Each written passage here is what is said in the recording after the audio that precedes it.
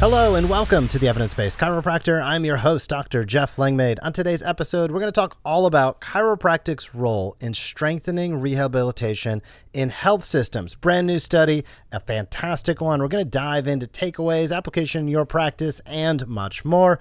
But today's episode, all about strengthening rehab in health systems utilizing chiropractic. So the question that we kind of begin with here is, what if one of the biggest opportunities for chiropractic over the next decade was not being seen as the quote unquote spine profession, but potentially being recognized as a core and integral part of the rehab workforce? That's kind of the big idea behind this study. And sometimes you hear the word rehab and you think of like bands, balance boards, foam rollers, etc.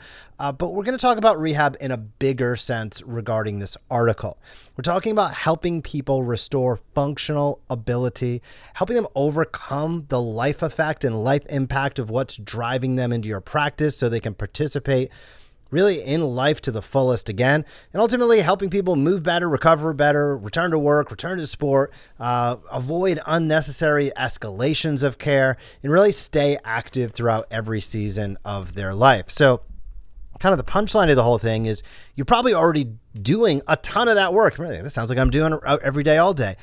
Well, the problem is in many health systems, chiropractic and the individual chiropractic practices are pretty under-recognized. They're under-integrated, and they're often pretty misunderstood. So this study came out in Chiropractic Manual Therapies, and it makes a pretty strong case that chiropractic has a really important role in strengthening rehabilitation within larger health systems. And I think it's a pretty big deal because when we talk about the future of chiropractic, often we can get stuck in conversations that probably sound pretty familiar to you. Are we evidence-based enough? Are we accepted by medicine? Are we primary spine care providers or musculoskeletal experts? And the truth is, this paper gives us a really useful way to frame that future conversation. Us as chiropractors, we're all trained to assess, to diagnose, to manage, to educate, to refer, to co-manage, and help people improve function. So that's not a small lane. That's a massive opportunity within the scope that we already have, unequivocally. So today we're going to walk through the article again, unpack some of the big takeaways, and kind of go from there. So what is this paper? This is not a randomized controlled trial comparing one treatment to another. It's really a commentary article. And it matters because the goal of the paper is not a single test intervention. The goal of this paper is to make a larger professional and health system related argument. So the authors are really looking at chiropractic's role in rehab and asking the question, can chiropractors help strengthen rehab in health systems? And to answer that, they built on the World Federation of Chiropractic's Chiropractic Rehab Competency Framework and connected it to a broader global rehab priority study, so to speak, or position paper. And the big context there was the WHO's Rehab 2030 initiative. So that initiative was created because rehab is bluntly in need of enormous it's in need of change. It is enormous and it is growing when I speak about rehab. So the paper notes that in 2019, an estimated 2.4 billion, that's with a B, 2.4 billion people were living with a condition where they could benefit from some form of rehab. And that number is not expected to go down. It's expected to grow as people continue to live longer and as more people live with chronic disease and as disability becomes an even larger public health issue. So rehab is not a niche service line. It's not something that happens just after surgery or only for athletes. This is really designed, to optimize function and reduce disability across the entire human population. So when you look at chiropractic through that lens, I think our role can become much clearer. We're not simply delivering isolated interventions. We're not defined by the adjustment and the adjustment alone. We are healthcare providers and we manage neuromusculoskeletal conditions, and those affect things like function, activity levels, participation in life, quality of life, and all of those items are the language of rehab. So the paper highlights the International Classification of Functioning Disability and Health, often called the ICF framework. So if that sounds academic, let's break it down a little bit more. So the ICF framework is basically a way to look beyond the symptoms and diagnosis alone. Instead of saying where does it hurt or what structure involved, you're really getting down to, I love this, the life effect. How is this condition affecting the person's ability to live their life? Can they sleep, play with their kids, participate in the community? Which I think is a far deeper and more accurate conversation to why people make healthcare decisions to begin with. Very rarely are they making healthcare decisions due to pain. People live with pain for days, weeks, months, and years. It's really only when that pain overtakes their ability to do something that they love that they search out anything related to a solution. And this is a conversation, as you probably have heard me say, I believe chiropractors should be leading this conversation because in practice, people don't come in because they have L4, L5 disc issues. They come in because they can't sit through work. They can't pick up their kid. They can't swing a golf club. They can't train. They can't live the way that they want. So what this paper is saying is that what you do as a chiropractor fits beautifully within a modern rehab model. But we as a profession should and likely need to position ourselves a little more clearly, collaborate a little more effectively, and align our language with health systems. This does not mean ditching who we are and what we do. It means being able to communicate effectively, and those two things are not mutually exclusive. Brought to you by Care Plan Pro. Build care plans in seconds, present them with confidence, and grow your recurring revenue through memberships and concierge. See how at careplanpro.ai. So let's dig into some of the numbers and major points that I think will get your attention. First, the global rehab need, massive. As I said, nearly 2.5 billion people were estimated to be living with a condition that could benefit from rehab. So it's a global health priority, bar none, and neuromusculoskeletal conditions were a major part of that. They know low back pain alone, the basics of what we can do so much more than that, but that is hundreds of millions of people worldwide. Some estimates to be over 500 million people right there. And that's the world we already practice in each and every day. Things like back pain, neck pain, headaches, sports injuries, functional limitations, chronic pain. These are not fringe issues. They're some of the most common reasons people walk through our front doors or should be walking through our front doors if we're positioning ourselves and promoting ourselves effectively. The second part that they bring up was that chiropractic utilization remains really low. There was a global scoping review of 328 studies, and it found that the 12-month utilization of chiropractic services was less than 10% of the population, with no meaningful increase over a 35-year period from 1980 to 2020, from 1980 to 2015. So about 10%. And I've harped on this for a long time. I've seen, chiropractic studies say we're at 12%, 15%. Well, they're like nitpicking certain things. And that still is pathetically low, by the way. 10% with no growth over 35 years is how thousands of students can graduate each and every year. Yet the number of chiropractors basically has not only not been going up, it's been going down. So musculoskeletal problems are increasing. Disability related to those problems are increasing. The need for function-focused care is increasing.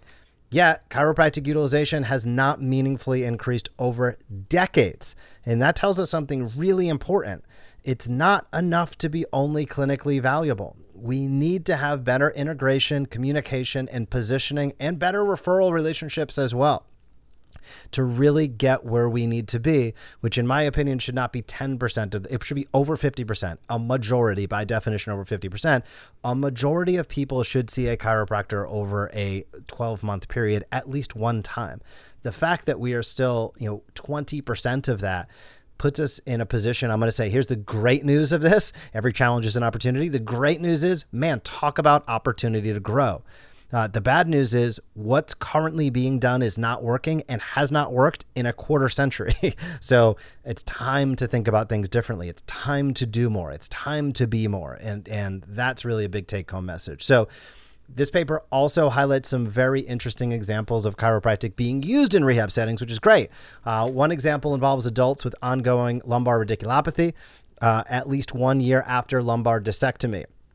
There was a retrospective cohort study, and the people who received spinal adjustments had a lower reoperation rate, 7% compared to 13, cut it in half. And that persisted over a 2-year follow-up. So it's association, not causation, but clinically it's massively meaningful because it shows that conservative care, including what we do, can have an important supporting role and potentially even reduce direct escalation in post-surgical populations.